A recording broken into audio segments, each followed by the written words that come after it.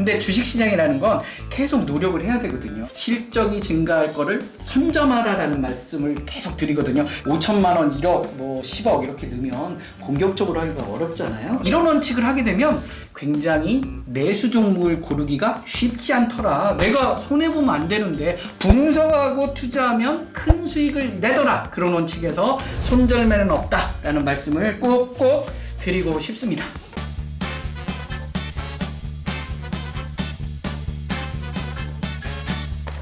안녕하세요 구독자 여러분. 오늘은 주식 공부 5일 완성으로 굉장히 유명하신 박민수 저자님을 모시고 주식에 대한 재미있는 이야기 한번 펼쳐보겠습니다. 안녕하세요. 네, 안녕하세요. 네. 간단히 자기소개. 이렇게 저를 이렇게 유명하신 유튜버 전문가분께서 저를 또 초청을 해주셔서 감사드리고요. 저는 20, 30대에게는 최고민수, 40, 50대에게는 샌드 타이거 샤크, 그리고 저희 집에서는 외동아들, 하나밖에 없는 박씨 집안의 외동아들 박민수로 활동하고 있는 작가 샌드 타이거 샤크입니다. 반갑습니다. 네. 아니 거의 연예인 수준으로 이렇게 뭐 아이돌들이 뭐 최고예요 뭐 이런 것처럼 예, 준비되어 있죠. 손동작을 다 만들어 놓으셨는데. 예, 제가 이제 50대 이후에 제가 트로트 싱글을 하나 내야 되거든요. 우리 세무사님과 같이 하나 싱글 내볼까요? 그래서 트로트 싱글을 내면 이런 제스처. 그래서 저는 이제 이렇게 강연을 하다가 지루하면 노래 한 곡 불러야 되겠다. 찐찐찐찐 진짜야 이렇게 노래 하나 부르겠다라는 측면에서 모션을 하나 한 거죠. 이게 이말년 선생님이 지어주신 거예요. 최고민수. 그렇지 않아도 제가 네네. 이렇게 유튜브 추천 채널 뜰 때 네네. 그 이말년 웹툰 작가님하고 같이 찍은 영상을 보는데 예. 어떻게 또 인연이 되시나요? 제가 이제 MBC 예능 유튜브 엔드로메다에 말년이 행복하게라는 프로에서 섭외가 와서 나갔는데요. 그때 이제 방송 중에서 이말년 선생님이 선생님 최고예요 이렇게 하면서 손가락을 이렇게 가르쳐 주셨거든요. 그렇게 이제 우연치 않게 됐고, 그 다음에 개인 채널 침착맨 채널에 한번 불러서 침착맨 선생님이 한 1시간에서 한 2시간 할까 했는데 제가 5시간을 라이브를 했어요. 그러면서 이제 최근 들어서 이제 20, 30대가 최고입니다. 라이브를 5시간을 했던 거예요? 네네. 그래서 제가 한 방송이 총 한 16시간, 한 2-3시간 돼요. 그래서 오늘 방송하는 내용 10단계 종목 분석법을 15시간, 2-3시간 이상 방송을 3번에 걸쳐서 한 거죠. 근데 실질적으로 주식 이야기는 한 2시간 이내로 하고, 순전히 뭐 군대 이야기, 그리고 20대 이야기, 이런 이야기들을 많이, 제 망가진 모습들을 많이 볼 수 있는 그런 재밌는 시간이어서 요즘은 전문가보다는 좀 웃기는 코미디언으로 살아야 되나? 뭐 이런 생각들도 많이 해요. 네. 사실 처음 오늘 뵀는데 네. 말씀 되게 재밌게 잘 하시네요.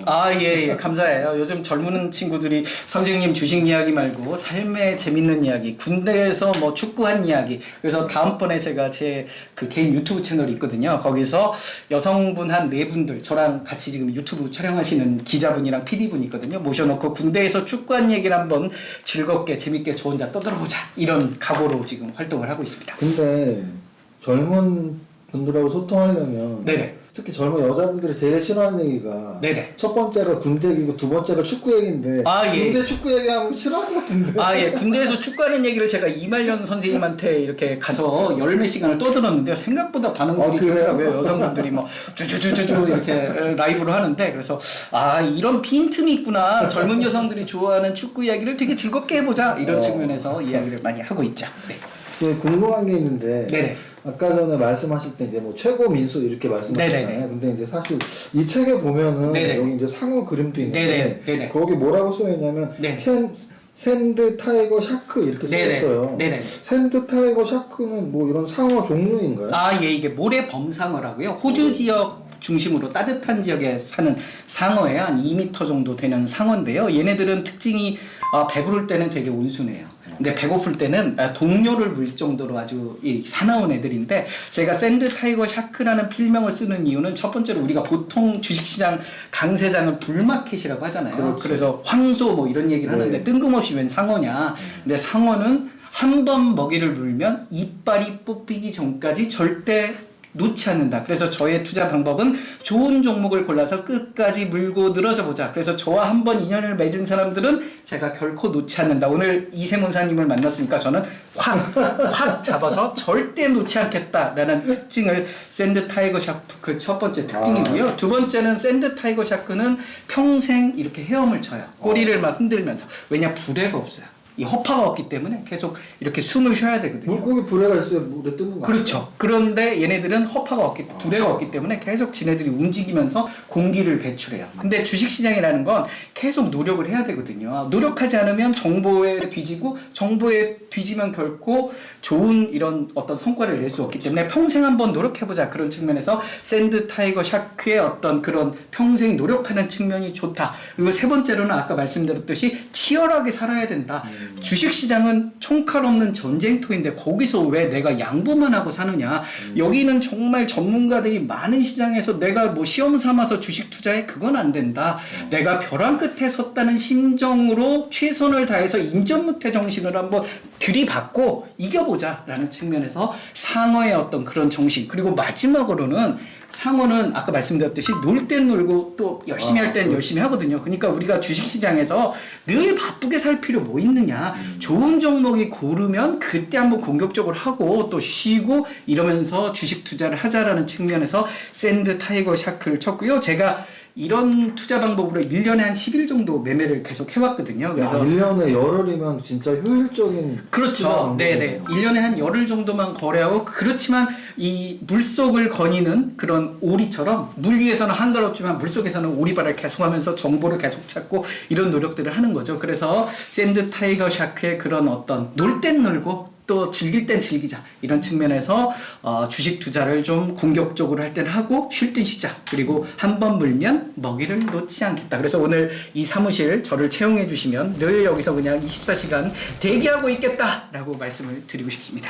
아 진짜 말씀을 너무 재밌게 잘해주시고 네네네. 아까 그 샌드 타이거 샤크 네네네. 그 특징 중에 네네. 뭐 불에 없이 계속 헤엄을 쳐야 된다 그랬는데 네네네. 제가 보기에 딱 말투와 이런 제스처들이 네. 정말 좀 치열하고 열심히 사신 것 같아요. 아, 예. 그래서 제가 이제 트로트 싱글을 내야 되기 때문에 지금 미리 이렇게 준비를 하고 있습니다. 네. 그래서 제가 네. 이 사전 정보를 좀 이렇게 보니까 네네네. 정말 치열하게 사셨더라고요. 그 이유는 뭐냐면 네. 요즘 뭐 젊은 분들 다 엔잡마 네네네네. 당연히 직장인으로서 생활을 해왔고 네네. 지금도 직장인으로 알고 있고 네네네. 근데 심지어는 네. 유튜브 채널도 운영하고 네네. 있으시면서 그런 교육 채널에서 네네. 교육 강의도 네네네. 하시고 네. 또 이 주식 공부 오일환성이 정말 저도 책을 3권 냈지만 네네네. 제 책보다 위에 있어요. 베스트셀러를 하고 아, 예, 언제나 예. 부러웠거든요. 그래서 아, 예. 어떻게 감사합니다. 네. 이렇게 좋은 책을 쓰시고 유튜브 활동도 하시고 강사 활동도 하시고 네. 직장인 네. 생활까지 하시는지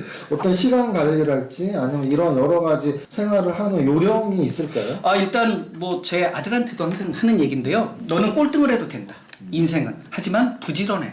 부지런하면 성과가 나든 안 나든 열심히 하는 사람들이 결국 언젠가는 빛을 발할 거다. 그리고 두 번째로는 한우물을 팔아. 여기저기 왔다 갔다 하지 말고 한우물, 네가 하고 싶은 일이 있으면, 즐거운 일이 있으면 그 우물만 팔아. 그리고 세 번째로는 시키지 않아도 네가 해라.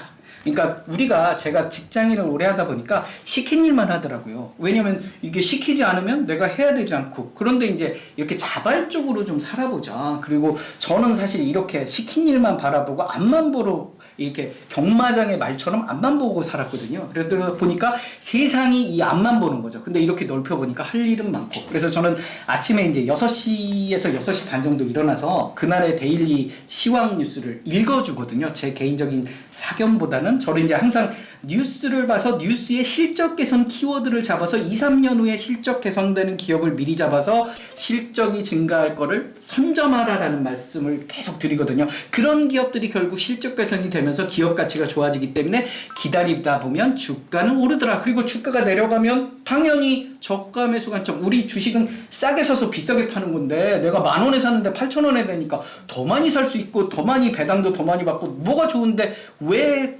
두려워하느냐. 그래서 저는 보통 이사육전법을 얘기를 많이 하거든요. 20% 까질 때마다 더 사라. 분할 매수 전략으로 미리 세워놓고 10,000원에 샀는데 8,000원, 6,000원, 4,000원 되면 더 많이 사면 되는 거 아니냐 라는 측면에서 저는 항상 이야기를 하고요. 그래서 6시 반부터 한 8시 정도까지는 유튜브 올리고 촬영하고, 저는 원스톱이에요. 이런 편집하는 게 없어요. 그냥 제 그 모니터 화면을 그대로 캡처해서 라이브 비슷하게 하고 바로 올리고 그다음에 씻고 따릉이 타고. 제가 사실은 그 유튜브에 그 올린 뭐 뉴스 읽어준 그걸 봤거든요. 아, 예, 그러세요? 네. 그거를 직접 그러면 올리시는 거예요? 네네. 제가 그냥 바로 그 캡처해서 바로 마이크도 없이 바로 하고요. 바로 올리고 씻고 따릉이 집 앞에 따릉이 타고서 제가 이제 집에 목동인데요. 목동에서 여의도까지 1시간 출퇴근하고 그다음에 9 to 6, 9 to 7 일하고요. 퇴근하고 집에 가서 한 8시나 9시부터 12시까지 집회 활동하고 이렇게 살고 있습니다. 어쩔 때는 잠을 한 5시간, 4시간 이렇게 자는 것 같아요. 그래서 고3 같은 그런 생활이다. 네. 그래서 이 삶의 어떤 만족도 이런 거는 바빠지면서 사실 조금 떨어지는 감은 있어요. 그렇지만 이제 어떤 부지런함, 그러니까 목표보다도 부지런하면 언젠가 누군가 봐주지 않겠느냐. 그러다 보니까 요즘 계속 저를 여기저기 이렇게 훌륭하신 이세무사님까지 저를 이렇게 초청을 해주셔서 너무 감사하고 이 채널 100만 구독자까지 가자라고 말씀을 드리고 싶어요. 네. 기분 좋아. 예. 그러면 하나 방금 전에 말한 엔잡모에서 하나 더 추가로 질문을 하잖아요. 네네네. 당연히 뭐 여러 강의 활동 또는 뭐 지금 워낙 베스트셀러 재판임에도 불구하고 개정임에도 불구하고 베스트셀러가 나왔기 때문에 네네네. 뭐 소득을 뭐 물어볼 필요도 없을 것 같고 예. 뭐 우리가 돈을 많이 버는 것도 중요한데 그 일을 좋아하고 재밌어야 하잖아요. 네네네. 그래서 뭐 지금 뭐 직장 생활은 뭐 재미없냐고 물어볼 필요도 없고 이런 강사 활동, 네네. 유튜버 구독자 느는 유튜버 활동, 네네네. 그리고 이 저자로서의 활동 네네. 셋 중에 사실은 다 연관성은 있지만 네네. 그래도 제일 보람 있고 재밌는 거. 일단 이게 저기 공식 채널이잖아요. 그래서 회사 생활이 제일 재밌다. 그건 당연하고 네. 그거 빼고. 네, 우리 회장님 감사합니다. 네, 회사 생활이 제일 재밌고요. 두 번째로는 저는 이제 저자로서의 활동이 제일 저자. 좋습니다. 그래서 사실은 이 책은 3주 만에 썼어요. 제가 그 대단하시네, 2018년도에 좀 아팠어요. 그래서 휴직을 좀 했었고요. 그때 휴직을 하면서 제가 이제 약간의 협심증이 한번 왔었거든요. 나중에 이 협심증이 한번 과하게 오면 마음 편하게 살아라. 그래서 그게 오면 이렇게 위험할 수 있다라는 말을 듣고 그 말을 듣는 순간 제가 쌍둥이 아들 중학교 1학년 중2병이 중1에 온 제 쌍둥이 아들들이 있거든요. 그래서 그 아들들이 갑자기 눈에 막 밟히더라고요. 그래서 내가 죽으면 이 아들을 어떻게 하지? 그러면서 갑자기 아빠가 우리 아들들한테 물려줄 게 뭐가 있을까라고 생각을 해보니까 제가 주식하는 방법, 이 노하우를 아들한테 물려주자 하면서 그때 하루에 한 3시간씩 잔 것 같아요. 그러면서 막 계속 쏘니까 제 와이프가 뭐 하는 짓이냐며 자라 막 그러는데 새벽 한 3시까지 쓰고 6시에 일어나서 3주 동안 이걸 썼어요. 그래서 3주 쓰고 이거를 우리 아들한테 줄 거니까 그래도 이쁘게 인쇄해갖고 줘야지라고 구로에 있는 인쇄소에 가서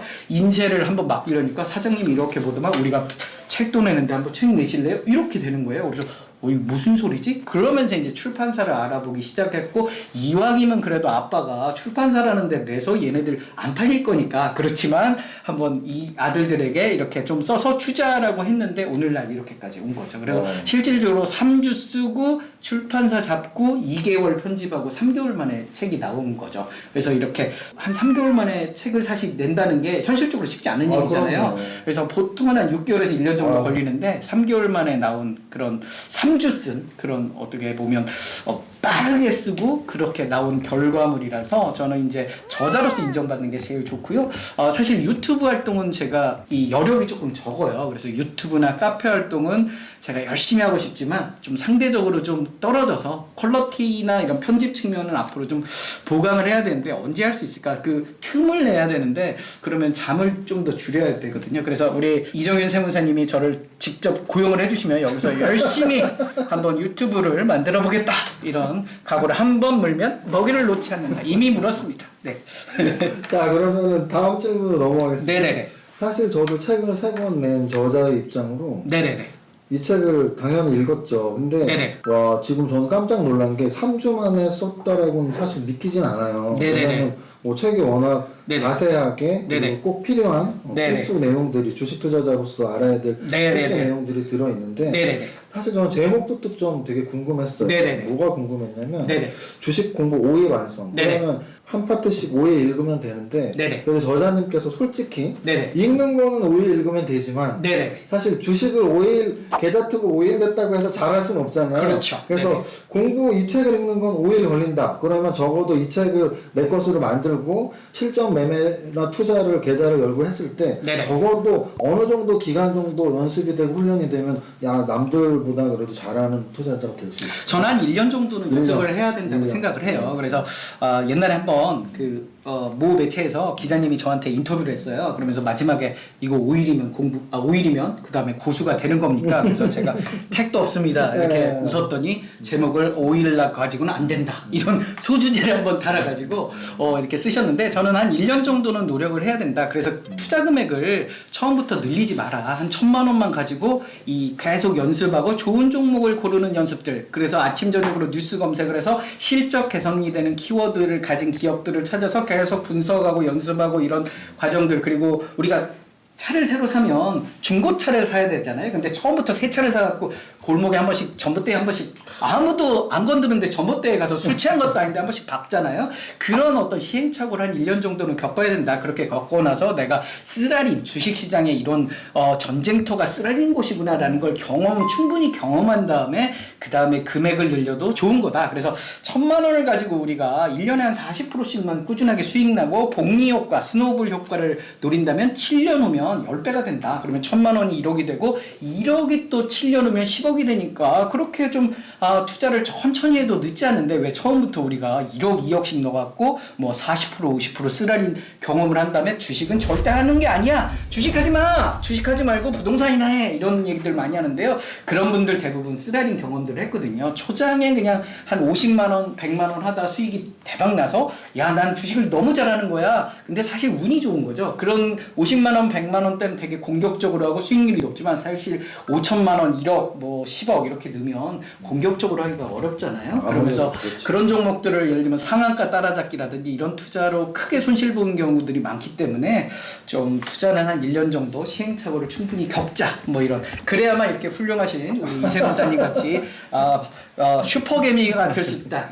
이세무사님은 슈퍼개미, 저는 슈퍼개미, 마트개미다. 이렇게 말씀을 드려요. 오늘 저는 진행자고 예. 주인공은 우리 전이 네. 그러면은 이제 이 책에 대해서 저도 네네. 뭐 주식을 하는 한 사람으로서 네네. 읽으면서 저는 특히 목자를 중요하게 생각하는데 네네네. 목자를 보고 내용을 네네. 보고 이런 식으로 저는 책을 보는데 예. 목자에서 제일 마음에 들었던 게 뭐냐면 네네. 저도 강의를 많이 하는데 네네. 주식 투자에서 제일 중요한 건 종목 선정이라는 말 네네네. 정말 입버릇처럼 해요. 네네네. 근데 이 책이 너무 좋았던 게 뭐냐면 네네네. 그러니까 우리가 저런 거죠. 한국 사람들은 미괄식이고 서양 사람들은 네네. 미괄식이라고 네네네. 그러잖아요. 제일 중요한 얘기를 우리는 제일 돌려서 나중에 얘기해요. 네네네. 서양 사람들은 제일 먼저 결론부터 말하는 네네. 습관이 있다고 하는데 네네. 저는 이 책이 제일 좋았던 게 첫째 네네. 날 종목 고르는 비법이 써있는 네네네. 거예요. 네네. 제목 자체가 네네. 첫째 날 종목 고르는 비법을 공부하자. 네네네. 이게 너무 마음에 들었고요. 네네네. 근데 이제 비법을 보니까 10단계로 정리되어 있어요. 예. 그래서 그렇죠. 이 10단계에 대해서 네네. 네. 10단계 프로세스를 네네. 뭐 이 방송에서 다 말씀드릴 수는 없지만 예. 적어도 이 10단계 중에서 네네네. 진짜 우선적으로 난 이 세 개 정도는 꼭 봐야 된다. 예. 뭐좀이 중요도가 좀 다르겠죠. 10단계. 예. 사실은 이제 10단계가 중요도 순으로 이렇게 쭉. 중요도 1단계부터 순이구나. 중요도라서 네. 사실 1단계에서 대부분 탈락이에요. 그래서 안 되는 놈은 빨리 잘라야지. 뭐로 분석하면서 그래서 어차피 자를 거 빨리빨리 자르자. 그래서 제 10단계 종목 분석 방법은 주식판 복면가왕이에요. MBC 복면가왕 시스템이 처음부터 잘라대거든요. 그렇죠. 안 되는 놈들은 빨리빨리 자르고 마지막에까지 가야지. 뭐하러 허튼 짓을 처음부터 힘들게 하느냐. 그래서 첫 판에 자르자. 근데 저는 첫 판에 뭘 자르냐면 단기 순손실 기업을 잘라버리는 거죠. 적자 기업을 왜 사느냐. 오늘 뉴스에도 나왔는데 코스닥 기업이 한 7% 정도의 기업들이 상장 폐지 우려가 있거든요. 그 7% 기업들이 대부분 뭐 감사 의견 거절을 당하거나 이런 건데 그런 기업들이 뭐냐. 결국은 적자 기업이고 실적이 엄청 안 좋으니까 결국 퇴출되는 거거든요. 그래서 주식 투자에서 가장 큰 리스크는 퇴출 기업이나 저는 유상증자를 하는 기업들을 피해보자. 왜냐? 유상증자를 하면 결국 주식 희석효과, 주가 희석효과 때문에 내가 산 가격이 절대 안 온다. 예를 들면 한 주에 10,000원인 주식 10주가 있다. 그러면 시가총액은 주식수 곱하기 주가가 시가총액인데 시가총액은 10만 원인데 주식수가 10주가 아니라 20주가 되면 동일한 시가총액 10만 원을 맞추면 주가는 5,000원이 돼야 되니 나는 아무 짓도 안 했는데 이놈의 기업이 갑자기 돈이 없다고 유상증자를 하면서 5,000원으로 주가를 반토막을 내니 이거 멱살을 잡고 어떻게 할 수도 없고 너무 열이 받는 거예요. 그래서 이런 유상증자하는 기업들을 피해보자. 유상증자하는 기업들이 대부분 먹고 살기 어려우니까 주식을 돈 주고 파는 행위더라. 그래서 유상증자하는 기업들을 피하려면 단기 순손실 기업들을 칼같이 잘라버리자. 우리가 바이오 기업들 같은 경우는 시가총액이 굉장히 큰데 적자 기업들이 상당히 많잖아요. 단기적으로는 바이오 기업들이 과한 상승을 보일 수 있지만 길게 보면 그 어떤 신약 개발한다는 이슈로 유상증자를 2, 3년 안에 끊임없이 하더라. 그렇다고 보면 시가총액은 굉장히 커지고 주가는 계속 하락하고 이런 모멘텀들을 계속 유지하면서 나중에 결과로는 과한 손실을 맛볼 수 있어서 과연 우리가 적자 기업을 어떤 희망 섞인 이슈만으로 과감하게 배팅하는 게 과연 올바른 거냐. 그런 과감한 배팅이 과한 수익을 얻을 수도 있지만 상대적으로 손해볼 가능성이 굉장히 많지 않느냐. 우리는 안전하게 1년에 40%만 벌면 되는데 내가 벼락부자 되겠다고 갔다가 벼락 손실을 보면 어떡할 거냐. 그런 측면에서 단기 순손실 기업 제외, 아닌 기업은 버리자. 대신 실적이 개선되는 단기 순이익이 굉장히 증가될 그런 기업들은 아주 매력적이다. 아침 저녁 우리가 출퇴근 시간에 뉴스 분석을 해서 그런 매력적인 기업을 찾아서 그런 기업들을 계속 분석하자라는 게 첫 번째 단계고요. 두 번째 단계는 시가총액을 한번 보는 거죠. 주식수와 주가의 곱셈. 그래서 우리의 그 10단계 분석의 가장 큰 키는 흑자가 많이 나는 실적이 개선되는 기업들, 적자 기업은 이미 버렸으니까 그런 기업들을 시가총액이랑 비교해서 시가총액은 주식수 곱하기 주가. 그래서 시가총액을 단기순이익으로 나눠서 PER. 그래서 시가총액만큼 투자했을 때 몇 년간의 단기순이익으로 투자금을 회수할 수 있는가. 이걸 봐서 미래의 실적, 과거의 실적 기준 말고 미래에 돈 많이 버는 애들의 미래 실적 기준으로 PER이 낮은 그런 저평가 기업들을 찾아서 우리가 투자를 해보자라는 게 하나의 가장 큰 방점이고요. 두 번째로는 이제 재무 비율. 그래서 부채 비율, 당좌 비율, 유보율 이런 것들이 좀 악화된, 유보율은 뭐 좋은 게 좋은 거고요. 부채 비율이나 당좌 비율이 악화된, 부채 비율이라는 것은 빚을 얼만큼 갖고 있나, 당좌 비율이라는 것은 운영 현금을 얼만큼 많이 갖고 있는가. 그래서 부채는 최대한 적고 운영 자금은 많은 그런 기업들은 매력적. 반대로 빚이 너무 많아. 그래서 빚을 못 갚다 망할 수 있는 흑자부도 날 수 있는 경우들도 있고요. 그 다음에 운영 자금이 적으면 결국 유상증자하더라. 그래서 이런 기업도 버려라는 거죠. 굳이 내가 뭐하러 이런 리스크를 지면서 가느냐라는 게 어떤 두 가지 포인트가 될 거고요. 마지막으로 하나를 더 들자면 저는 시가 배당률, 배당 포인트로 배당 주는 회사 치고 아주 그 망할 염려가 첫 번째는 없을 것 같고요. 두 번째로는 주식은 손해더라도 배당금을 받아서 그 손해 일정 부분을 만회하니까 시가 배당률, 배당금을 현재 주가로 나눈다. 가령 배당금이 500원이고 현재 주가가 10,000원이면 5%다. 5% 이자 받는다라고 생각을 하면 될 것 같아요. 그래서 어떤 저축은행 한 2배 정도의 시가 배당률, 한 4%에서 5% 이상이면 보통 고배당주라고 하는데요. 시가 배당률 기준으로 투자 전략을 짜자. 그래서 시가 배당률 저 같은 경우는 8% 이상인 종목을 사서 한 6% 정도, 그러니까 시가 배당률이 매력적일 때 사서 매력이 떨어지면 팔아라 라는 측면에서 이야기하면 주식 시세는 한 30% 정도 오르더라. 그래서 배당락 이후 봄철 1, 2월에 배당주를 사서 12월 말까지 들고 가면 찬바람 불 때 배당주, 그래서 배당주 주가는 올라가니까 1년에 20, 30% 수익 내면 되는 거 아니냐라는 측면에서 고배당 측면에서 시가 배당률, PER도 아까 말씀드렸듯이 미래의 실적 기준으로 PER이 낮은 상태, 매력적인 상태에 사서 매력도가 떨어지는 PER이면 팔아라 라는 측면에서 첫 번째 단기 순이익, 두 번째 PER, 그리고 세 번째 배당, 이런 측면에서 우리가 투자 포인트를 한번 삼아보자, 이런 말씀을 드리고 싶어요. 정리를 간단히 하자면 가장 먼저 봐야 될 거는 손실 기업보다 이익 기업을 사야 되는데 네네네. 손실 기업은 퇴출 가능성이 높기 때문에 네네네. 그거 1차적으로 무조건 제외해야 된다. 그래서 적어도 뭐 한 해의 수익보다는 뭐 한 3년간 수익이 계속 연속적으로 그렇죠. 수익이 나는 회사가 네네. 더 네네. 퇴출보다는 좀 장기적으로 우량한 회사가 네네네. 높으니까. 네네네. 그 다음에 이제 또 중요한 류를 퍼, 특히 과거 기준의 과거퍼가 아닌 미래 이익 기준의 미래퍼를 네네네. 보시라고 말씀하셨고, 네네. 세 번째는 이제 시가 배당률. 시가 네네. 배당률은 구체적으로 수치를 말씀하셨는데, 네네네. 뭐 저축은행보다 뭐 2배 이상, 네네. 8%, 근데 8% 시가 배당률 종목을 찾는 게 쉽진 않죠. 그래서 제가 이제 주로 말씀드리는 게요. 네이버 포털에 고배당이라고 치면 배당주, 고배당주들이 쭉 나열이 돼 있어요. 그래서 시가 배당률 8% 이상인 종목들이 지금 많이 있거든요. 예를 들면 지금 대표적인 게 대신증권 우선주 같은 경우는 시가 배당률이 8% 이상인 기업들이거든요. 불과 한 달 전만 하더라도 11%대, 12%대 시가 배당률이었거든요. 근데 많이 지금 주가가 최근 금리 부분들도 있고 이러면서 많이 올라왔어요. 그래서 그런 8% 이상인 기업들을 사서 연말까지 갖고 가면 한 10% 이상, 총 안 되면 8%, 9% 배당받으면 그거 결국 수익이랑 같은 거고, 예를 들면 20%, 뭐 40% 빠질 때마다 더 사면 결국 그게 나의 수익으로 이어질 테니 시가 배당을 더 받으니 뭐 고마워, 뭐 손실률 이렇게 우리가 웃으면서 추가 매수를 할 수 있지 않느냐, 그런 측면에서 저는 고배당주는 50대 이후에 어떤 은퇴를 준비하는 자, 그리고 주린이 분께서는 꼭 고배당주에 포커스를 맞춰서 고배당이라고 치시면 그 배당 수익률, 시가 배당률 순으로 쭉 나열이 되어 있으니까 고배당주들을 한번 검색하셔서 분석해 보시고 그 고배당이 계속 유지될 수 있는지 실적 체크를 계속 해가면서 한번 고배당주를 긴호흡으로 1년 단위 긴호흡으로 한번 바라보자 라는 측면에서 저는 매력적인 그런 투자 전략이 되지 않을까라는 생각이 듭니다.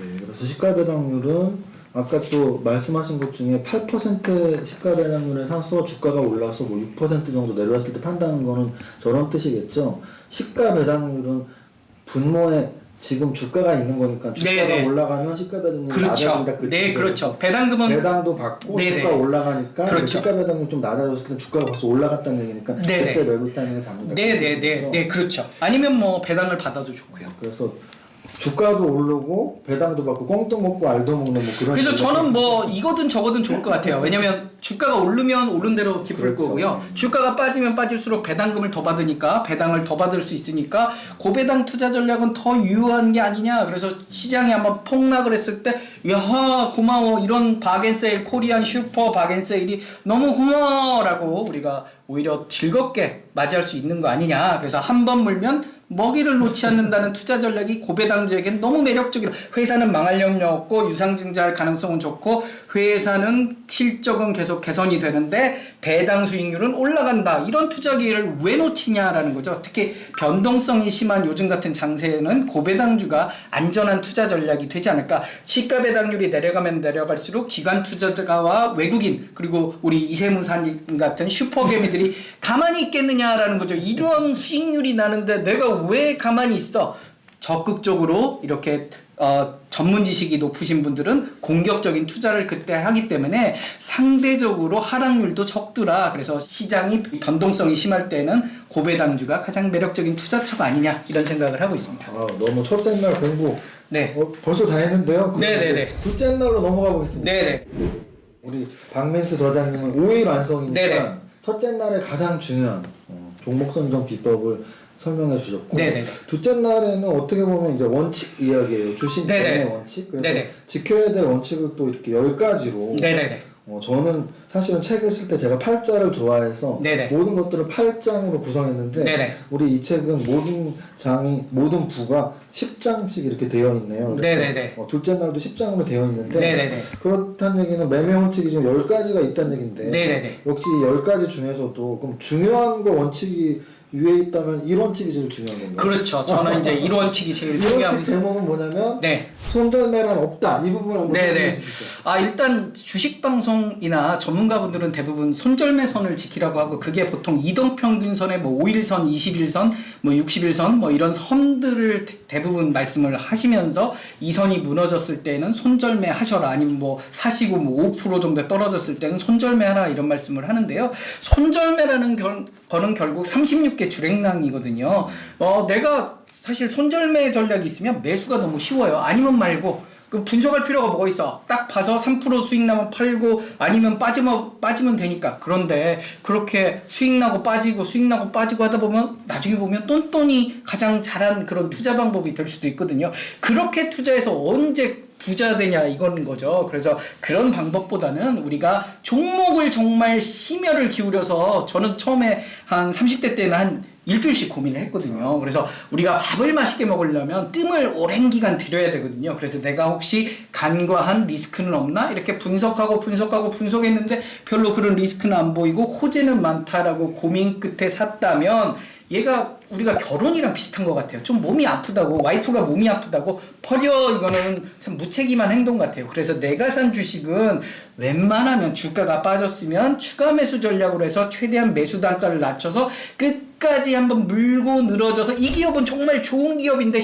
세상을 잘못 만났을 뿐이야. 시대를 잘못 만나서 우리가 이렇게 주가가 내렸을 뿐이야. 미국 시장이 너무 급락해서 갑자기 원치 않는 전쟁이 나서, 그리고 원치 않는 병이, 코로나19라는 병이 생겨서 주가가 급락할 뿐이지, 얘는 괜찮은 놈인데. 그래서 끝까지 물고 늘어져서 우리가 단돈 1원이라도 손해보지 않고 이기자. 우리 이순신 장군 예를 들면, 이순신 장군은 선조가 부산 앞바다에서 가서 싸우라고 했는데 안 하겠다고 말씀을 하시고, 백의종군, 사위 말해서 해군 참모총장이 갑자기 이등병으로 강등이 된 거예요. 근데 왜 그랬느냐?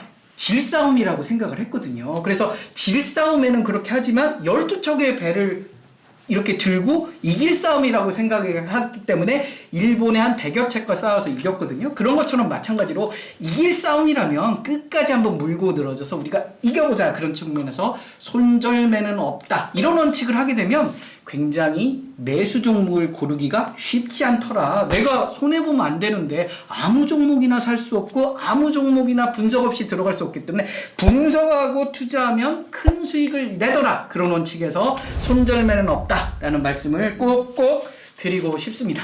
네. 그런데 이제 여기서 제가 추가적으로 책 내용에 당연히 있는 내용인데, 네네네. 손절매는 없다를 제가 이제 꼭 네네. 읽어봤어요. 네네. 그랬는데 당연히 손절매는 없다로만 끝나면 네네. 정말 뭐 회사가 정말 안 좋아지는 회사를 네네. 갖고 있는 예외의 경우도 있잖아요. 네네네. 그래서 예외의 경우에 막 희망 고문으로 네네. 손절매 안 하고 또 언젠가 올라갈 수 있을 거야. 네네. 이런 건 아니라는 생각도 저도 살짝 했는데, 네네네. 아니나 다를까 이 책에는 예외는 있다. 네네. 그래서 기업 가치가 흔들리는 게 아주 중대한 예외인 네네네. 거죠. 그 부분만 짧게 한번 또 일단 뭐 내가 흑자라고 생각을 했는데 그렇죠. 갑자기 돌변해서 적자가 되는 경우들도 있고요. 또 분식회계라든지 분식회계, 이런 완전히. 뜻하지 않는, 그러니까 나를 속이는 경우들, 그런 경우들이 나타나면 아쉽지만 손절매하는 경우들도 가끔 있을 수 CEO 있다. 횡령이나 그렇죠. 정말 예기치 않은. 네네. 근데 이제 그거를 좀 따져볼 게, 일시적으로 어떤 외생 변수, 밖에서의 변수, 그러니까 원치 않았지만 코로나19로 인해서 잠깐 무너지거나 이런 거는 코로나19가 종식이 되면 다시 갈 수 있다. 그런 측면에서는 이제 좀 지켜볼 수 있는 거죠. 다만 이제 기업이 롱텀하게 장기적으로 무너져 버린다, 이런 거는, 그리고 예를 들면 흑자 기업이고 어떤 바이오의 어떤 임상 실험의 성공 가능성을 봤지만 임상 실패를 하면서 무너져 버린다든지, 이런 기대감을 완전히 무너뜨리는 어떤 내가 예측하지 못했던 그런 한마디로 배반을 때리는 나쁜 놈들이죠. 그러면 그런 나쁜 놈들은 다시 보지 말자는 거에, 우리 인생살이에서도 그렇잖아요. 나를 속이는 사람들은 다시 보지 말자는 건데, 그런 측면에서는 좀 안타깝지만 그럴 경우도 어쩔 수 없이 발생할 수 있다. 하지만 웬만해선 그런 나쁜 놈들을 피하기 위해서 우리가 분석하고 또 분석하고 또 분석하고 또 분석하는 거 아니냐. 그래서 뭐 예를 들면 한 일주일 정도 분석해도 그렇게 오랜 기간 분석해서 오랜 기간 뜸을 들여서 고른 맛있는 밥이 정말 맛있더라 라는 측면에서 분석을 오랜 기간 해보자, 그런 이야기 드리는 거죠. 첫째 날에서는 종목 선정 기법에 대해서, 네네네. 그리고 둘째 날은 주식 매매 원칙에 대해서 이제 공부를 했다면, 네네네. 또 구성을 보면 셋째 날, 넷째 날이 호재 뉴스, 악재 뉴스, 네네. 그리고 다섯째 날이 어떻게 보면 이슈니까 다 비슷한, 네네네. 셋째 날, 넷째 날, 다섯째 날이 이제 재료에 대한 이야기인데, 네네네. 제가 이 책을 보면서 느꼈던 게, 그러면 이런 호재 뉴스, 악재 뉴스 또는 주해야 할 이슈 같은 걸 접해야 될 거 아니에요? 네네네. 주로 어떤 데에서 접할 수 있을까요? 저는 이제 뉴스를 많이 읽어라 하고요. 주로 이제 네이버 포털에 보면 그 증권 뉴스들이 있어요. 그걸 아침 저녁으로, 제 책의 가장 큰 특징은 경제신문을 읽어야 되는데, 그렇죠. 경제신문의 경제용어를 모르다 보니 이게 뭔지 모르고 이게 좋은 말이야 나쁜 말이야를 되게 모르더라고요. 그러니까 뉴스를 우리가 해석할 수 있어야 되는데 그 용어가 좋은 뜻인지 나쁜 뜻인지 어떤 의미인지를 안 다음에 호재 뉴스만 발라내고 악재 뉴스는 버리고, 악재 뉴스는 뭐 그저 안 됐네 우리가 이렇게 하면서 빠이빠이 하면 되는 것 같고요. 호재 중심으로 한번 뽑고, 그 여러 가지 호재 중에 저는 가장 중요한 게 실적 개선이더라. 여러 가지 머리 복잡하면 실적 개선이라는 키워드에 맞춰서 실적이 개선되는 기업들을 찾아서 저평가해보고, 우리 그래서 증권사 리포트라든지 그 다음에 경제신문의 주요 기사들에 보면 올해는 이렇게 보는데 내년과 내후년은 이럴 것 같다. 그래서 올해는 1,000억을 버는데 내년에는 2,000억, 내후년에는 4,000억을 벌 것 같다. 올해는 반도체가 안 좋지만 내년과 내후년에는 슈퍼사이클이 올 것 같다. 이런 기업의 어떤 뉴스 기사를 선점해서 투자하고 하면 수익이 나더라. 그리고 정부의 어떤 정책적인 이슈. 그래서 지금은 부동산을 규제하지만 앞으로는 부동산 규제를 풀 거야. 선거 이후에는 부동산 규제를 풀 거야 하면 부동산 관련주들을 미리 선점하면 되겠다. 그래서 시장에서 가장 뜨거운 종목이면서 앞으로 어떤 실적 개선세가 뚜렷해지는 종목들. 그래서 시장에서 당장 뜨거운 종목들은 단기 관점으로 접근을 하고 저평가 이슈로 실적 개선이 과하게 된다는 기업들은 롱텀한 관점으로 이렇게 차별화해서 투자하면 언젠가는 수익을 볼 거다라는 측면에서 이야기를 드리고 싶어요. 네. 사실은 네. 저는 이제 그런 생각을 해요. 이렇게 저자님처럼 또 주식 책도 쓰고 또 성공 투자를 하시는 분들은 분명히 이론적인 기반도 있으실 것이고 네네네. 또 실전적으로도 직접 투자를 하시니까 네네네. 우리 투자자 여러분들도 마찬가지로 책으로 공부를 하는 건 이론 공부라면 네네네. 직접 또 실전적으로 계속 연습을 네네. 해나가셔야겠죠. 네네네. 실전 연습에 도움을 주기 위해서 네네네. 저희 방송도 약간 실전적인 이야기를 해볼까요? 예. 지금 이제 1분기가 이제 막 끝났잖아요. 네네네. 2022년, 네. 2022년 2분기 뭐 4월 초가 이제 막 시작됐는데 네. 1분기는 어떻게 보면 약간 조금씩은 올랐지만 조정이었다고 본다면 네네네. 2분기는 좀 장이 어떨 것 일단 뭐 제가 개인적으로 예측을 하는 것보다 이 언론사 최근 인터뷰들을 좀 리서치 센터장들의 인터뷰 기사를 좀 전달해드리는 게 제가 올바른 투자 방향을 정하는데 좀 좋을 것 같아요. 그래서 최근 들어서 뉴스를 제가 매일 읽어주다 보니까 리서치 센터장분들의 공통된 의견이 좀 조정을 보일 것 같다. 2분기는 하지만 대체적으로 좀 조정을 보일 것 같다는 의견들이 많이 있어요. 그래서 2,800선 정도를 좀 열어두고 3,200선에서 2,800선을 이야기하시는 분들이 되게 많고요. 그대 주된 원인이 무엇일까라는 부분들을 보면 첫 번째는 미국 그 장기 10년 국채 금리의 어떤 변동성. 그래서 국채 금리가 1월부터 계속 이렇게 오름세를 보이잖아요. 그래서 삼성증권에서는 하반기 들어서 이 국채 금리 상승세가 좀 완만하게 이렇게 상승세를 보여서 큰 영향은 없을 거다 이런 말씀들도 하시는데 일단 국채금리의 변동성 그리고 두 번째는 인플레이션이 일으키는 어떤 미국 테이퍼링 이슈들 그래서 양적 완화 문제가 어떻게 해결될 거냐 인플레이션과 금리 상승 부분이 어떤 시장의 어떤 변동성을 굉장히 반영을 많이 할 것 같은데 그런 변동성이 계속 지배할 거다라는 말씀들을 많이 하시고요. 그 다음에 이제 5월부터 시작되는 공매도 이슈가 그렇죠. 대형주들 예를 들면 삼성전자라든지 바이오 기업들의 어떤 주가 흐름에 일단 5월은 한번 지켜봐야 되지 않을까라는 저는 개인적인 좀 생각을 해요. 일단 공매도가 다시 도입되고 시장의 변동성을 한번 체크해 가면서 좋은 게 아닌가라는 생각이 들어서 지금은 저는 개인적으로는 좀 현금을 들고 있거나 아니면 고배당주 측면에서 아니면 ETF 중심으로 좀 안전성 있는 투자 측면에서 바라보는 게 어떻겠느냐라는 생각이 들고요. 리서치 센터장들의 공통된 의견이 좀 경기 민감주를 좀 주목하자. 그래서 유통, 건설, 철강 뭐 이런 기업들을 많이 말씀을 하시고요.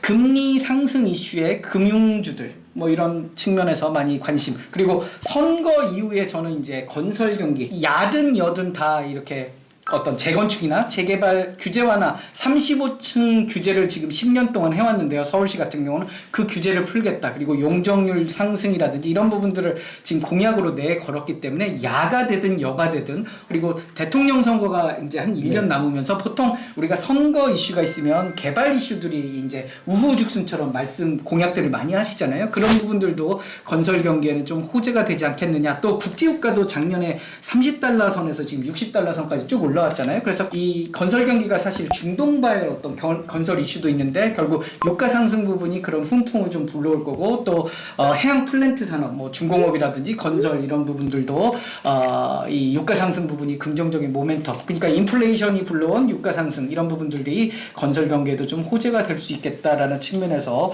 어떤 리서치 센터장이나 전문가분들이 많이 그런 이야기들을 최근에 하시는 것 같아요. 그래서 저도 사실 경기 민감주냐 성장주냐 이런 이슈들이 있는데 성장주들도 어차피 이렇게 증시 조정을 보이면서 계속 어떤 뭐 2차 전지 산업이라든지 전기차 산업도 경쟁은 더 치열해지겠지만 상승 흐름 이런 전반적인 어떤 산업의 상승 흐름은 계속 이어지지 않을까. 그래서 오히려 이런 주가가 출렁거릴 때마다 성장주들도 계속 관심을 가지되 리서치 센터장들이 코로나19의 경기 민감주들, 그러니까 코로나 백신 접종이 끝난 이후에 경기 민감주들을 많이 이야기하고 있으니까 동전의 양면처럼 공매도 이후에 주가의 어떤 증시의 조정 가능성 이런 부분들을 좀 열어두고 현금을 많이 보유하면서 어떤 고배당주나 ETF 중심으로 좀 가되 경기 민감주라든지 성장주도 동시에 바라보는 다양한 스펙트럼을 가지고 좀 접근을 해보시는 그런 게 어떨까? 좀 어려운 이야기이긴 한데 변동성 장세에 좀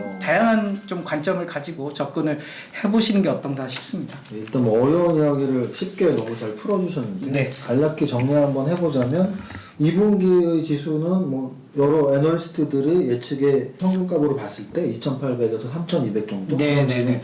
오늘 거래소 지수가 3,170이었으니까 네, 네. 조금 보수적으로 마음을 네, 잡자라는 네, 네. 말씀. 네, 네. 그리고 그 이유는 가장 큰 이슈는 해외 글로벌 증시에서는 결국은 미국의 금리 인상 문제, 네, 네. 그리고 또 테이퍼링 문제. 네, 네. 이제 우리 국내로 치면 네, 네. 공매도 네, 네, 이야기, 네. 공매도 재개 이야기. 네, 네. 우리 저자님은 어쨌든 5월달에 공매도는 하여간 좀 주의 깊게 봐야 된다. 네, 네, 네. 그런 말씀을 하셨고, 네, 네. 그리고 또 이제 업종으로 봤을 때는 대선 이야기를 하셨는데, 네, 네, 네. 뭐 오늘 서울시장 선거 네, 네. 플러스 네. 내년 대선 이제 1년도 안 남았는데, 네, 네. 그 부분에서 우리가 관심 가져야 될 업종이 건설 얘기하신 거잖아요. 네네. 건설 하나 얘기하신 거예요. 또 다른 네. 역할을 줄 수 있는 업종도 있을까요? 일단 뭐 정책적인 이슈들을 좀 지켜봐야 되죠. 이제 사실 제가 두 번째 책을 테마주 책을 썼고 거기에 이제 정치 테마 이슈도 좀 다루긴 했는데요. 일단은 대선이 가까이 올수록 이제 정책 이슈, 그러니까 기존의 인맥주 중심에서 정책적인 이슈로 많이 이제 좀 넘어가거든요. 그래서 여든 야든 결국 정책적인 이슈가 우리가 신산업들, 그러니까 바이든 대통령이 지금 굉장히 많은 돈을 풀어서 어떤 인프라 건설과 그 다음에 친환경 사업 이런 것들을 하겠다라고 발표를 했기 때문에 우리도 그 범주 안에서 정책적인 이슈들을 결국 개발하지 않겠느냐. 미국과 다른 정책과 다른 시도를 하기에는 사실 동떨어진 얘기가 될 수 있거든요. 결국 그래서 미국의 어떤 바이든 정부와 이 호흡을 맞춰가면서 일단 4년은 대통령으로서 할 가능성이 높기 때문에 미국의 어떤 정책적인 그런 특징들, 인프라 구축과 그다음에 인프라 구축을 하는 이유는 경기가 이렇게 회복세를 좀 빨리 보여주기 때문에 인프라 구축의 가장 큰 폭은 결국 미국의 경우에 친환경 산업, 이 친환경 산업에는 뭐 태양광 이런 것도 있지만 전기차 이슈들도 들어있거든요. 그리고 어떤 건설 경기 이런 부분들도 있기 때문에 그런 부분들이 우리 어떤 대선 후보 입장에서도 그런 정책적인 이슈들을 많이 발굴해서 이야기하지 않겠느냐. 그리고 저는 이제 이 우리나라의 어떤 언택트 문화들이 있으면서 뭐 원격 의료라든지 이런 부분에 대한 그런 언택트 이슈 그리고 K 컨텐츠 이런 부분에 대한 정책적인 개발들도 좀 있지 않을까. 그래서 메타버스가 불러온 최근에 어떤 컨텐츠 산업 이런 부분에 대한 어떤 정부 대통령의 어떤 정책적인 이슈들도 좀 불러오면서 그런 어떤 신산업 그리고 친환경 산업 그리고 어떤 인프라 구축 이런 부분에 대해서 선빵을 날리는 대선 후보가 결국 시장에 관심을 받을 것이고 그래서 이 대선 후보들이 한 6월 7월 이후에는 본격적인 이제 용트림을 하실 거 아니에요. 그러면서 지금 총리도 이제 총리를 그만두시고 이렇게 대선에 뛰어들겠다라는 그런 뉘앙스를 보이시는데 그런 어떤 정책적인 관점에서 우리가 좀 지켜봐야 되지 않을까라는 생각이 좀 들어요. 네. 네, 뭐 정부 정책에 반하지 말라는 되게 오래된 네네. 시장의 격언이 있으니까 네네네. 특히나 뭐 이런 대선 시즌에서는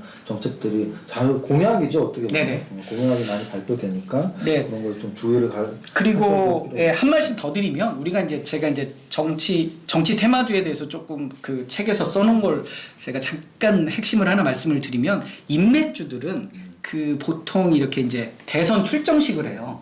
출정식을 하면서부터 주가가 보통 빠지더라고요. 그러니까 과거에 문재인 대통령 선거도 그렇고 그 전에 이제 박근혜 대통령 선거 때도 그렇고 보면 인맥주들이 어떤 당의 대통령 후보가 되는 순간부터 주가가 빠지더라고요. 왜냐면 이제 대통령 선거가 짧게 남았기 때문에 그래서 인맥주들이 보통 이제 어떤 당의 대표 이렇게 주자로 나서는 게 한 6개월 전 뭐 이 정도 하거든요. 그러면 내년 3월 정도 선거가 이루어지기 때문에 얼마 안 남았어요. 한 9월 정도 되면 이제 후보가 가려지고 뭐 이런 상황이기 때문에 지금 한 4, 5개월 남은 상황에서 인맥주에게 한번 들어가는 건 사실 단기적인 접근이지 인맥이라는 건 이 바람 불면 없어지는 게 또 인맥이잖아요. 그리고 지지율에 따라서 또 이렇게 훅 가버리는 게 또 인맥이기 때문에 인맥보다는 정책적인 이슈, 특히 미국의 어떤 정책적인 이슈의 좀 흐름을 편성해서 우리나라 대선이 아니더라도 미국의 어떤 정책적인 흐름을 우리가 사실 미국의 정책이라는 게 글로벌 정책이잖아요. 그렇죠. 어떤 미국의 정책을 따라가는 그런 투자 전략, 정책적인 측면에서 따라가는 게 좀 안전한 투자가 되지 않을까 그런 측면에서 바라보고요. 그런 산업들이 요즘 좀 성장 산업들이 많잖아요. 뭐 전기차라든지 뭐 친환경이라든지. 그래서 뭐 저는 될 수 있으면 ETF 중심으로 좀 안전하게, 특히 성장 산업은 워낙 이렇게 도태되는 경우가 많고 시장에서 사라지는 경우들이 많기 때문에 ETF는 기초지수를 따라가잖아요. 그래서 기초지수를 또 정기적으로 이렇게 종목 교체를, 안 좋은 애들은 버려 하면서 새로운 매력적인 종목들을 계속 업데이트를 해가면서 가고, 또 상장 폐지가 웬만하면 순자산 총액, 시가총액이 50억 미만이 아니면 상장 폐지가 안 되기 때문에 그런 측면에서 우리가 손해나면 추가 매수 전략을 하기에도 굉장히 좋기 때문에 배당주와 ETF 중심으로, 특히 성장주는 ETF 중심으로 접근해서 혹여 시장이 흔들릴 때마다 추가 매수 전략으로 성장주를 ETF 중심으로 한번 바라보자, 이렇게 말씀을 강하게 드리고 싶어요. 네. 강하게 일단 1년 안 남은 대선 관련해서 정부의 정책 주목할 필요 있고, 아까 성장주하고 가치주에서는 뭐 적당히 포트폴리오 비중을 짜면 다 되되, 성장주는 종목 하나씩 투자하는 건 리스크가 있으니까 네네. ETF 중심이 네네. 바람직하다. 네네. 그리고 또 고배당주 강조까지 네네네. 하셨는데 네네. 마지막 질문이 될 것 같네요. 네네. 그럼 고배당주는 네이버에서 검색을 하던 아니면 각자 사용하는 HTS에서 검색을 하던, 네네. 고배당이니까 당연히 높을수록 좋은 걸 우리가 찾으면 되는 네네네. 건데, 네네. ETF는 그러면 네네. 뭐 종목 추천은 아니잖아요. 네네네. 어차피 시가총액이 워낙 큰 네네네. 것들이 있고 거래되는 네네네. 거니까 ETF 중에서 좀 이렇게 관심 갖는 ETF. 저는 첫 번째로는 대표지수 ETF가 가장 만만하잖아요. 사실 그래서 대표지수라고 하면 우리가 코스피 200. 네. 그래서 상위 200 종목을 다루고 있는 코스피 200 대표지수를 좀 눈여겨보고요. 이건 너무 쉬운 사실 투자예요. 홀짝이죠. 침을 뱉어서 앞으로 갈 거냐 뒤로 갈 거냐만 결정하면, 그러니까 오를 거냐 내릴 거냐만 배팅을 하면 되니까 코스피 200을 추종하는 그런 ETF들도 가장 편하고요. 그러니까 지수가 조정을 보일 때마다 사는 전략이 나쁘지 않을 것 같고요. 그래서 처음에 예를 들면 내가 1,000만 원을 최종 투자하고 싶은데 한 300만 원 정도, 만약에 3,200선 언저리면 좀 보수적으로 바라보는 거고요. 그럼에도 불구하고 좀 사고 싶다 그러면 좀 매수량을 좀 줄여서 한 300만 원 정도 투자를 해볼 수가 있는 것 같고요. 두 번째는 저는 IT ETF를 추천을 드리고 싶어요. IT ETF 같은 경우는 이제 삼성전자와 하이닉스를 담고 있거든요. 그래서 삼성전자와 하이닉스 시가총액 1위와 2위를 담고 있는데, 지금 반도체에 대한 시장에 이 뜨거운 관심이 있잖아요. 올해 반도체 슈퍼사이클을 이야기들을 리서치 센터나 뭐 이런 데서 굉장히 많이 이야기를 하기 때문에, 또 하반기 들어서 어떤 D램 가격이라든지 낸드 가격의 상승 이런 예상들을 많이 하고, 지금 이제 비메모리 반도체가 어떤 국가의 사활을 거는 이슈들이 되고 있어요. 미국에서도 이제 비메모리 반도체를 인텔이 막 추진하겠다라는 게 미중 무역 갈등 속에서 미국의 어떤 자주권, 반도체 자주권을 갖자라는 측면에서 이야기하는데, 사실 TSMC가 대만의 TSMC가 거의 시장을 지도하고 있잖아요. 근데 우리의 어떤 비메모리 부분도 정부의 적극적인 앞으로의 어떤 이 관심을 보일 것 같아요. 그래서 자동차 이 반도체 이슈로 불거진 이런 반도체 상황에서 어떤 반도체의 관심, 그리고 그게 주가 상승으로 계속 이어질 것 같기 때문에 IT ETF들도 계속 시장이 어떻게 보면 코스피 200과 비슷한 흐름을 보여줄 수 있을 것 같거든요. 그래서 IT ETF도 좀 관심을 가졌으면 좋겠고요. 저 개인적으로는 2차전지 ETF들도 굉장히 좋지 않겠느냐. 시장 전기차 산업은 2030년이면 프랑스와 영국, 2035년이면 중국, 미국, 우리나라, 일본 등 주요국에서 더 이상 가솔린 자동차를 안 팔기 때문에 시장 점유율이 지금 한 4% 정도 되는데, 2030년이면 50%까지 늘 거다. 그리고 2040년이면 8, 90% 될 거다라고 치면 계속 시장은 성장할 거다. 폭스바겐이든 현대차든 본인들이 내재화를 하겠다고 하지만, 내재화는 결국 자기들의 어떤 기술력인데, 기존의 LG화학이든지 SK이노베이션이든지 삼성 SDI든지 이 애들도 결국 기술 개발을 계속 할 거고, 폭스바겐이 각형 모델로 가겠다고 하지만 우리도 충분하게 3, 4년 후에 만약에 각형이 세계 글로벌 모델이 된다고 그러면 LG화학이라든지 SK이노베이션도 결국 그런 쪽으로 흐를 수밖에 없지 않겠느냐. 시간은 충분하다. 그래서 그런 준비들을 계속 해가면서 경쟁력을 키우면 시장 파이는 10년 후에 10배 넘게 크니까 우리의 산업들도 결국 경쟁은 할 거다. 그렇지만 경쟁에서 우리가 글로벌 1위가 될지는 나도 잘 몰라. 개별 기업들이 1위 할지는 몰라. 하지만 우리의 산업은 가지 않겠느냐라는 그런 희망 섞인 그런 기대감이 있다면 2차전지 ETF들도 분할 매수 전략으로 한번 긴 호흡으로 접근해 보시면 어떻겠느냐. 그래서 246점포 20%, 40%, 60% 빠질 때마다 추가 매수 전략으로 접근하면 상장 폐지도 없고 그리고 유상증자를 하더라도 그 해당되는 구성 비중만큼만 반영되기 때문에 얘가 반토막이 나도 한 구성 비중이 10%다 그러면 5%만 손해보는 그런 안전한 투자 ETF 성장 산업 측면에서 2차전지 ETF도 눈여겨보셨으면 좋겠다는 3개 정도 말씀드리고 싶어요. 네. 오늘 너무 좋은 말씀 예. 많이 해주셨네요. 네네. 이 정도 정리하면 될 것 같고 예. 마지막으로 네. 인사 말씀 한번 해주세요. 예. 저희 이정윤 세무사님이 이렇게 훌륭한 좋은 시간을 주셔서 너무 감사드리고요. 오늘 제가 최고민수 그리고 샌드 타이거 샤크로 왔는데요.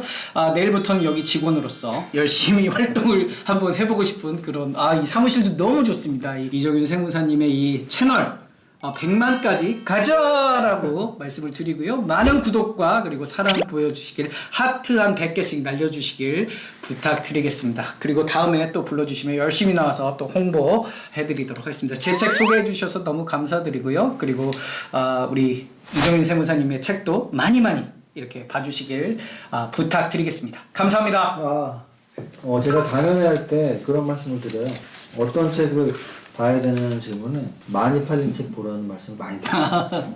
베스트셀러를 봐야 되는 이유는 남이 봤기 때문이에요. 주식시장에서 남이 아는 것도 모르면 성공할 확률이 낮아지겠죠. 그래서 저는 남들이 보는 책을 꼭 보거든요. 근데 제가 낸 책이 3권 있는데 저쪽보다 훨씬 잘 팔린 주식 공부 5일하면서 필명도 너무 멋있는 샌드 타이거 샤크 그리고 최근에 최고민수로 활동하는 최고민수입니다. 우리 박민수 저자님 모시고 너무 귀한 말씀 드리겠습니다. 우리 구독자 여러분의 주식 투자에 큰 도움 되셨으면 좋겠습니다. 지금까지 박민수 저자님이었습니다. 감사합니다. 감사합니다.